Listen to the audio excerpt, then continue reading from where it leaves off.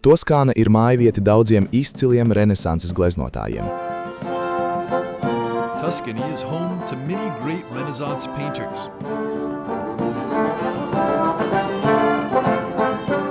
Gadsimta sākumā Florencē San Marko klosterī kāds dominikāņu mūks uz klostera sienām uzgleznoja vienu no vēstures slavenākajām freskām – brāļa Angeliko pasludināšana.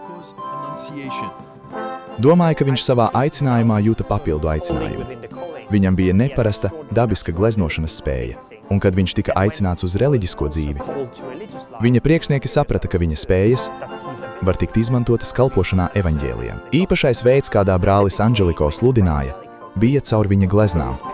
Tātad jūs varat domāt par viņa gleznām, kā sava veida homīliju ar figūrām un krāsām.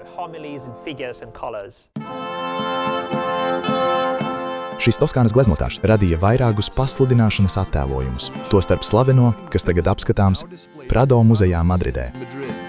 Brālis Angeliko ar bībeles ainām izrotāja 44 klostera celes, bet šķērsojot slieksni uz kopmītnēm, katra apmeklētāja skatienu piesaista Marijas piekrišanas brīdis. Brālim Angeliko bija ļoti spēcīgs veids,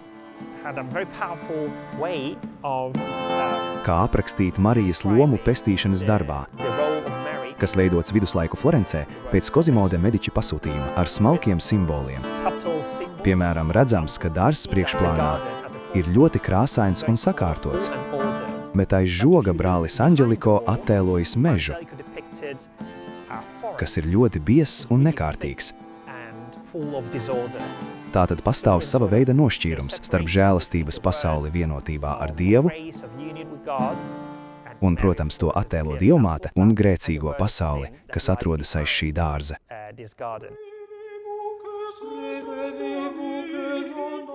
San Marko klosterī gadsimtiem ilgi dzīvojuši dominikāņu mūki. 1869. gadā to atjaunoja un pārveidoja par muzeju, bibliotēku un mūku klauzūras zonu.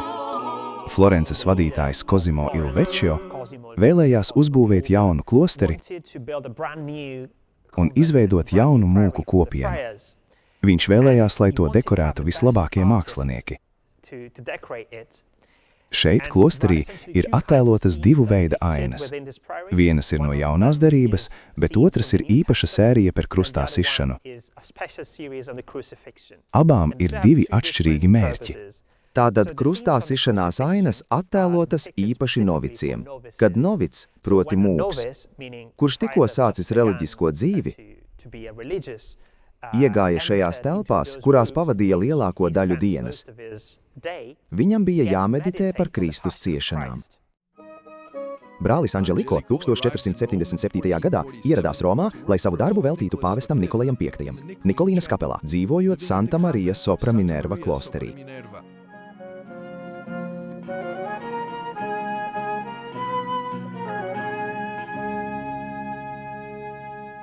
EVPN bija ekskluzīva iespēja iekļūt klosterī un pastaigāt pa tām pašām zālēm, kurās savulaik bieži uzturējās pats brālis Angeliko. Brālis Angeliko šeit pavadīja savus pēdējos dzīves gadus no 1453. līdz 1455. gadam. Tas bija nozīmīgs periods viņa dzīvē,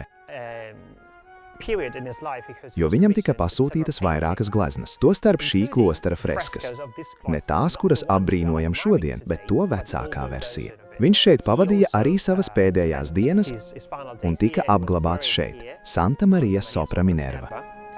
Jāplūko šo ļoti īso ieskatu par viņa darbību, saprotams, ka viņš bija gan ticīgs cilvēks, gan gleznotājs līdz pat savas dzīves beigām. Brāļa Angeliko darbi tiek godināti kā dievbijības attēli, kas ne tikai attēlo svētas ainas, bet arī aicina uz kontemplāciju un lūgšanu. Māksla, kas viņam nopelnīja svētīgā titulu.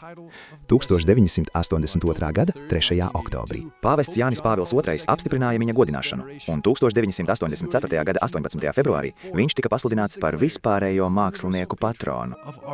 Pēc liecinieku teiktā, piemēram, Vazāri, viens no viņa izcilajiem biogrāfiem, stāsta, ka viņš nekad nesāka gleznot, iepriekš nepalūdzoties. Tādēļ katra glezna pati par sevi ir lūgšana. To atzina arī svētais Jānis Pāvils II. Viņš teica, ka Brāja Angeliko darbā māksla kļūst par lūgšanu. Arī Michelangelo pamanīja dažas viņa figūras un teica, ka šīs figūras brālis Angeliko vispirms redzējis debesīs un tad tās attēlojis uz zemes. Viens no brāļa Angeliko motto bija Chi fa cose di Cristo, con Cristo deve stare sempre. Tie, kas veic Kristus darbu, vienmēr būs ar Kristu.